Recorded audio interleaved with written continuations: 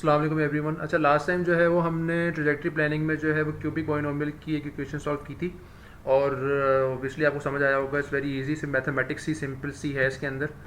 तो थोड़ा आगे चलते हैं। अब एक और चीज़ देखते हैं, इसमें एक और सवाल यहाँ पे गिवन है एग्जाम्पल, उसको ज़रा जल्दी से देख लेते हैं। तो यहाँ पे जो again point two point motion की बात हो रही है, यहाँ पे इनिशियल पोजीशन आपको गिवन है, फाइनल पोजीशन आपको गिवन है और दो कंस्टेंट्स और, यानी कि इनिशियल वेलोसिटी फाइनल वेलोसिटी दोनों गिवन है आपके पास। तो आपके पास चार जो अननोन थे जो आपने निकालने हैं, A0, A1, A2, A3, उस चारों अननोन को आप बड़े आराम से निकाल सकते हैं by using these four constraints. आप ओबियसली चार इक्वेशंस निकालेंगे और उसको आपस में सॉल्व करेंगे तो आपके पास चारों जो कांस्टेंट उसकी वैल्यू आ जाएगी जो यहाँ पे गिवन है। और फिर इन चारों कांस्टेंट को आप जो एक क्यूबिक पॉलिनोमियल की एक जनरल इक्वेशन उसमें उसमें वापस डालेंगे तो आपके पास एक फाइनल थीटा, ये क्यू जो है ये थीटा है बेसिकली। तो फाइनल जो आपके पास डिस्प्लेसमेंट है उसका फंक्शन आ जाएगा जो कि डिपेंड कर रहा होगा इस जो पोजीशन है, इनिशियल पोजीशन है, इनिशियल वेलोसिटी या फाइनल पोजीशन, फाइनल वेलोसिटी, इस पर डिपेंड कर रहा होगा। तो ये हर किसी के लिए जनरल नहीं है ये, बिकॉज ये जो इक्वेशन है ये इस बाउंड्री कंडीशन से आई है। तो बाउंड्री कंडीशन आप चेंज करेंगे, ऑब्वियसली बात है आपकी ये इक्वेशन भी चेंज हो जाएगी। उसके बाद इसको उन्होंने प्लॉट किया है। तो ये सब चीज़ें आपको पता ही है कि आप आराम से, अगर आपके पास क्यू ऑफ टी आ गया यानी कि डिस्प्लेसमेंट आ गया, तो उसको प्लॉट कर सकते हैं। स्टार्टिंग और एंड पॉइंट आपको पता हो और ऑब्वियसली बात है कि जो आपके पास कर्व बन के आएगा वो क्यूबिक कर्व बन के आएगा। एंड देन अगर आपको डिफ्रेंशिएट कर देंगे तो आपके पास वेलोसिटी बन के आ जाएगी जो कि आपके पास क्वाड्रेटिक है। And then the last you, if you differentiate it one more time तो you will get the acceleration. और आप देख सकते हैं कि आपके पास लीनियर इक्वेशन बन के आएगी एक्सेलरेशन की, because there is only T here. तो आप फाइनल जो इनिशियल एक्सेलरेशन है और जो फाइनल एक्सेलरेशन है आराम से निकाल सकते हैं। ऑब्वियसली बात है इनिशियल जो आपके पास एक्सेलरेशन होगी उसमें टाइम जीरो होगा और फाइनल में जो भी आपके पास फाइनल टाइम है वहाँ पर टाइम डालें आप और आपके पास फाइनल एक्सेलरेशन भी आ जाएगी। तो आप देख सकते हैं स्ट्रेट लाइन।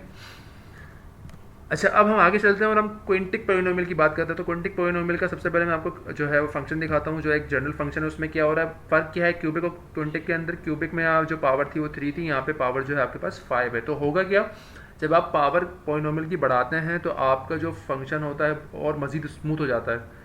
लेकिन उसमें एक ड्रॉबैक ये भी है कि आपको जो कॉन्स्टेंट्स हैं वो ज़्यादा निकालने पड़ते हैं। तो यहाँ पे जो कॉन्स्टेंट निकालने हैं आपको 6 निकालने हैं, A0 से लेके A5 तक। तो आपके पास 6 कॉन्स्टेंट्स निकालने के लिए यू नीड 6 बाउंड्री कंडीशन। तो क्यूबिक में 4 की रिक्वायरमेंट थी, initial displacement, initial velocity, final displacement, final velocity. यहाँ पे 6 चाहिए। तो इसका मतलब आपको एक्सेलरेशन भी चाहिए होगी, मतलब आपको इनिशियल डिस्प्लेसमेंट, वेलोसिटी, एक्सेलरेशन चाहिए होगी और आपको फाइनल वेलोसिटी, डिस्प्लेसमेंट और एक्सेलरेशन चाहिए होगी। अच्छा, अब क्यों करते हैं हम क्विंटिक में, क्यों आते हैं? बाज़ वक़्त ये होता है कि जैसे आप अगर इसमें वापस जाएंगे तो ये जो आप एक्सेलरेशन को देख रहे हैं, ये स्टार्टिंग पॉइंट जो एक्सेलरेशन का काफ़ी बड़ी वैल्यू है, मतलब जीरो से स्टार्ट नहीं हो रही है। आप अगर डिस्प्लेसमेंट और वेलोसिटी को देखें तो बड़ा कर्व जो है वो बड़ा आराम से मूव हुआ है, ज़्यादा चेंज एकदम से बहुत बड़ा चेंज नहीं है इन दिस टाइम। डिस्प्लेसमेंट में तो खैर अगर हो भी तो डजेंट मैटर, लेकिन वेलोसिटी भी आपकी एक स्टैंडर्डाइज ही जो है वो मूव की गई, एक मतलब बहुत रैंडम चेंज नहीं है इसके अंदर। कर्व जब भी होता है तो उसमें बहुत रैंडम चेंज नहीं होता है, लेकिन ऑब्वियसली लाइन जो होती है depending on the slope it can be very random. तो यहाँ पे आप देख सकते हैं कि स्टार्टिंग जो एक्सेलरेशन है वो -180 डिग्री पर सेकंड स्क्वायर है और जो final in 1 second is 180 degree पर सेकंड स्क्वायर। तो आपके पास जो चेंज आया है वो 360 जो है उसका 360 डिग्री पर सेकंड स्क्वायर का आया इन 1 सेकंड जो डिफरेंस है। तो इसका मतलब जब आपकी एक्सेलरेशन बहुत तेज़ चेंज होती है या उसमें डिसकंटिन्यूटी होती है तो वो जर्क प्रोड्यूस करता है। होता क्या है jerk? The derivative of acceleration is called the jerk. इसको हम वैसे इस्तेमाल नहीं करते लेकिन ये एक समझने के लिए अच्छी चीज़ है। और discontinuity in acceleration leads to an impulsive jerk. Impulsive मतलब बहुत कम टाइम के अंदर जर्क आ रहा है, which may excite vibrational modes in the manipulator and reduce tracking accuracy. Obviously बात है, we never want any vibrational modes in the manipulator, हम उसको अवॉइड करना चाहते हैं। तो इसीलिए आप करते क्या है कि आप जो अपनी पॉलिनोमियल है उसकी डिग्रीज बढ़ा देते हैं। तो ऑब्वियसली कॉन्स भी हैं, प्रोज भी हैं इसके। तो प्रोज जो हैं आप मतलब देख चुके हैं कि जो है आपको जो डिस्प्लेसमेंट, वेलोसिटी और एक्सेलरेशन है तीनों बड़ी स्मूथ बनेंगी। तो अब जो एक्सेलरेशन है वो लीनियर नहीं बनेगी आपकी, उसमें कर्वेचर आएगा कोई ना कोई। Simple on the negative side obviously बात है कि आपको जो बाउंड्री कंडीशन है उसकी ज़्यादा की रिक्वायरमेंट है, आपको 6 बाउंड्री कंडीशन चाहिए यहाँ पर।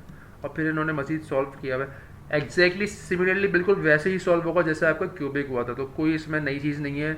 आपने 6 इक्वेशंस बनानी है, आपस में सॉल्व करना है और तमाम वैल्यूज़ निकालनी है, फिर आप उसको प्लॉट करते रहें।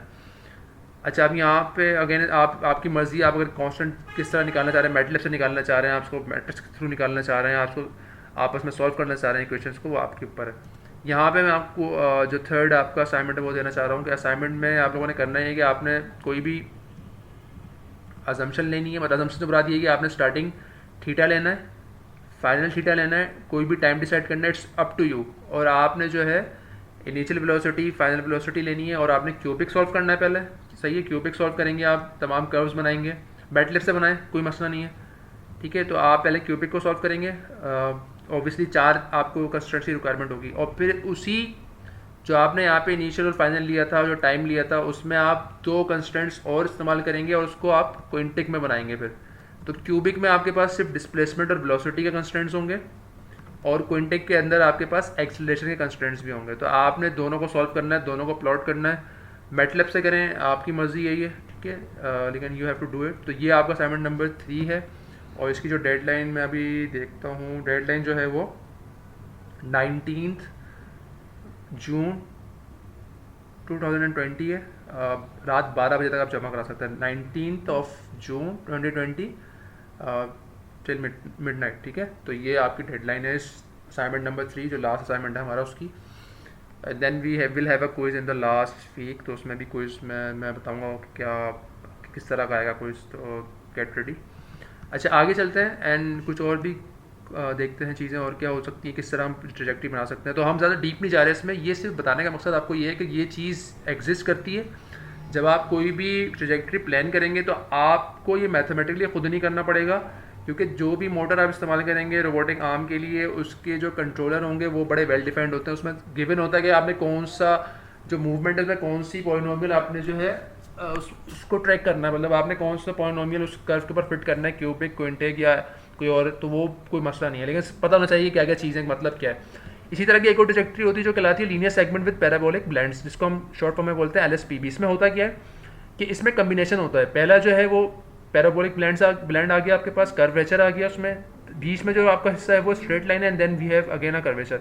तो ये भी एक तरीका है, ये भी एक तरीका है सिस्टम को मूव करने का। तो इसकी कर्व देखते हैं, इसके कर्व देखें आप, जो आपका जो डिस्प्लेसमेंट है वो आपकी कर्वेचर उसमें आ रहा है, एंड देन वेलोसिटी में जो है लीनियरली वो इंक्रीज होती है, फिर एक कांस्टेंट वेलोसिटी पे वो मूव करती है, एंड देन अगेन वो लीनियरली जो है वेलोसिटी डिक्रीज होती है, फिर रुक जाता है आपका मैनिपुलेटर। और एक्सेलरेशन में एक मसला ये है कि आप देखें डिसकंटिन्यूटी आ रही है यहाँ पे, तो ये एकदम से इस पॉइंट पे और इस पॉइंट में बहुत शदीद फ़र्क डिफरेंस है, तो यहाँ पे जर्क महसूस होगा। अगर ये डिफरेंस बहुत ज़्यादा होगा तो this will be a huge jerk to the system. Similarly यहाँ पे भी आपकी वेलोसिटी जो एक्सेलरेशन जो है वो एकदम से ड्रॉप हुई है, तो ये डिसकंटिन्यूटी कहलाती है जो कर्व में होती है। ये कुछ जगहों पे ये भी इस्तेमाल होता है, तो वो डिपेंड करता है कि आपको कितना फास्ट ट्रैवल करना है, किस तरह ट्रैवल करना है, क्या जर्क आपका सिस्टम बर्दाश्त कर सकता है या नहीं कर सकता है, कितना आपका फ्लेक्सिबल सिस्टम है, रिजिड सिस्टम है, तो वो बहुत सारी चीज़ों पर डिपेंड करता है। तो मुख्तलिफ चीज़ें मुख्तलिफ औकात में इस्तेमाल कर सकते हैं आप, हर किसी के ड्रॉबैक्स भी होंगे और एडवांटेजेस भी होंगे। अच्छा, अब इसी को कर्व को अगर हम ज़रा सा चेंज करें तो आपका एक नया चीज़ बन जाती है जिसको कहते हैं मिनिमम टाइम ट्रेजेक्टरीज। इसके नाम से जाहिर है कि हम टाइम शॉर्ट करना चाह रहे हैं। यहाँ पे आप देख सकते हैं कि जो मूवमेंट हुई है इसमें सिस्टम को स्टार्ट पॉइंट से और एंड पॉइंट तक जाने में जो है वो 1 सेकंड का टाइम लगा, तो 1 सेकंड जो है उसको लगा है टोटल मूवमेंट में, यानी कि 0 डिग्री से 40 डिग्री। मिनिमम टाइम में क्या करते हैं हम ये जो स्ट्रेट लाइन है LSPB से ही उठा के ला रहा हूँ मैं, जो कर्व है ये इसको हमने आगे किया है और उसको हम कन्वर्ट कर देंगे मिनिमम टाइम ट्रेजेक्टरीज के अंदर। इसमें करते क्या है हम, ये जो कांस्टेंट आपकी वेलोसिटी यहाँ पे कांस्टेंट नहीं करते, इसको मजीद आगे बढ़ाते हैं जहाँ तक पीक ना आ जाए। तो हम इसको क्या करते हैं, we will keep on increasing the velocity at a certain point and then we will decrease the velocity towards the our goal position. तो इसमें होता क्या है, जो मिनिमम टाइम में क्या होगा, ये 1 पे आके नहीं रुकेगा, पहले रुक जाएगा। वजह क्या है, as compare to LSPB minimum time trajectories में आपका टाइम कम हो जाता है। होता ये है कि जब जो रेड पार्ट है इसमें आपकी वेलोसिटी बहुत हाई होती है, देख रहे हैं आप कि जो LSPB था उसमें तो आपके पास 60 से ऊपर वेलोसिटी गई नहीं है, 60 ही कांस्टेंट थी, फिर नीचे हो गई है। मिनिमम टाइम में क्या है कि आप 60 से आपने मजीद बढ़ाने शुरू कर दी और आप पीक जो है मे भी आपका 100 पे हो रहा होगा, तो ये जो पार्ट है ये बहुत हाई वेलोसिटी में मूव कर रहा होता है और एकदम से आगे रुकता है और फिर वो एकदम से रुकता है, मतलब मुराद है कि उसकी जो डायरेक्शन है वो चेंज होती है, तो मतलब वेलोसिटी जो है वो डिक्रीज होनी शुरू हो जाती है। तो उसमें क्या होता है कि आपके पास ये यहाँ टाइम काफ़ी बचता है आपका, ठीक है। तो एक तो आप एक LSPB में आप बिल्कुल स्ट्रेट ट्रेवल कर रहे हैं कांस्टेंट वेलोसिटी, और MT जो मिनिमम टाइम ट्रैजेक्टरी है उसमें आप जो है पीक में जा रहे हैं, आप वेलोसिटी बढ़ाते चले जा रहे हैं एक पॉइंट पे और फिर वहाँ से आप डिक्रीज कर रहे हैं। तो ऑब्वियसली बात है कि ये मे बी 0.9 या 0.8 भी ये शायद अपने टारगेट जो है पोजीशन है उस पर पहुँच जाए। तो ये भी एक तरीका होता है। Then the last one is the trajectories for paths specified by wire points. तो इसमें क्या होता है, लास्ट में बता चुका हूँ मैं आपको कि आपके पास मजीद कुछ बीच में पॉइंट्स होते हैं जिसके थ्रू आपको गुजरना होता है। तो कुछ और मजीद कंस्टेंट्स हैं। फॉर एग्जांपल यहाँ पे देखें आप T0 और T2 लेट सपोज ये तो आपके फाइनल और इनिशियल है, ये तो गिवन है।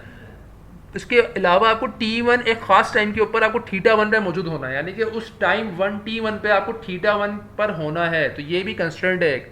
तो कंस्टेंट क्योंकि बढ़ गया है तो इसका मतलब आपको जो पोलिनोमियल की ऑर्डर होगा वो ज़्यादा की रिक्वायरमेंट होगी। तो यही मसला है यहाँ पे। ड्रॉबैक क्या है? The clear disadvantage to this approach is that as the number of wire points increases the dimension of the corresponding linear system also increases. Obviously बात है डायमेंशन आपकी बढ़ जाएंगी, making the method intractable when many wire points are used. A high order polynomial is required in this case. तो जितने आपके points बीच में जो होंगे वो बढ़ेंगे, आपका जो पॉलिनोमियल की रिक्वायरमेंट है वो भी बढ़ जाएगी। तो आपकी जो मैथमेटिकली जो है वो कंप्यूटिंग टाइम बढ़ जाएगा, एक्सपेंसिव सिस्टम हो जाएगा, ऑब्वियसली बात है। तो ये एक ड्रॉबैक है। इसका अल्टरनेट अप्रोच क्या है?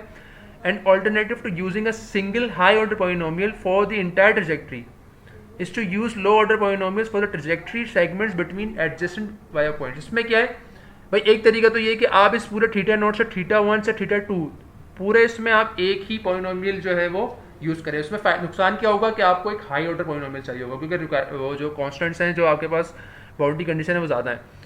एक और तरीका क्या कर सकते हैं कि आप इसको दो सेगमेंट्स में ब्रेक कर दें। मतलब एक सेगमेंट आप जो है उसमें आप θ0 से θ1 चले जाएँ, क्यूबिक इस्तेमाल कर लें आप, और फिर आप θ1 से θ2 को अलग क्यूबिक इस्तेमाल कर लें। सिमिलरली यहाँ पे भी टाइम भी एक्जैक्टली वहीं से आ रहा है, तो बेसिकली एक ही चीज़ है वो। तो आप अल्टरनेटिव अप्रोच में क्या कर रहे हैं कि आप बजाय इसके कि एक ह्यूज पॉलिनोमियल इस्तेमाल कर रहे हैं, आप उसको मजीद आप उसको पार्ट्स में तोड़ रहे हैं, आप उसको 2 या 3 या 4 हिस्सों में तोड़ रहे हैं डिपेंडिंग कितने पॉइंट्स हैं आपके बीच में। तो उससे फ़ायदा ये होगा कि आप लो ऑर्डर पॉलिनोमियल इस्तेमाल कर सकते हैं इन बिटवीन। तो ये फ़ायदा होता है। Again it's your choice, depends on the system, obviously बात है। तो ये आप चीज़ें भी इस्तेमाल कर सकते हैं। और फिर यहाँ पे कुछ ऐसे कर्व्स हैं जो वेलोसिटी, डिस्प्लेसमेंट और एक्सेलरेशन के कर्व्स हैं, तो इसको भी आप देख सकते हैं किस तरह ये बनाए गए। आप देख सकते हैं थोड़ी सी डिसकंटिन्यूटी कहीं कहीं पे आ रही है, जैसे एक्सेलरेशन में डिसकंटिन्यूटी आ रही है, एकदम से रैपिड चेंज भी आ रहा है आपके पास डिस्प्लेसमेंट में। तो ये चीज़ें हो सकती हैं इस चीज़ के अंदर क्योंकि आपके पास कुछ पॉइंट्स जो हैं मिड जो पॉइंट्स हैं वो बढ़ रहे हैं। तो यहाँ पे हमारा ट्रैजेक्टरी का जो सेक्शन है वो ख़त्म होता है। I think it's may be one of the most easiest section में भी कह सकते हैं इसको। तो बड़े सिंपल है कॉन्सेप्ट वगैरह इसके, तो इसको आप ट्राई करें। जो असाइनमेंट दिया है उसको आप ट्राई करें, ज़्यादा प्रैक्टिस ना भी करें फिर भी आप उसको समझ सकते हैं क्योंकि सब काम करते हुए आ रहे हैं। आपने बहुत बार मैथमेटिकल इक्वेशंस को सॉल्व करके कॉन्स्टेंट्स निकाले होंगे, उसको प्लॉट करना भी आपको आइडिया होगा। तो ये कोई रोबोटिक सिस्टम के हवाले से कोई ऐसी नई चीज़ नहीं है, पढ़ते हुए आ रहा है। तो इट्स वेरी इजी। नेक्स्ट जो वीडियो है उसमें हम इंशाल्लाह डायनामिक्स से स्टार्ट करेंगे और डायनामिक्स में ज़्यादा डीप नहीं जाएंगे क्योंकि it's very complex system, complex study है। तो उसमें हम हल्का सा मैं आपको बताऊँगा कॉन्सेप्ट वगैरह। तो फिर हमारे पास ज़्यादा अब जो बचा नहीं है, तो ऑलमोस्ट हम जो है वो अपने कोर्स के अख्ताम पे हैं। तो इंशाल्लाह आपसे नेक्स्ट वीडियो में मुलाकात होती है। टिल देन टेक केयर, अल्लाह हाफिज़।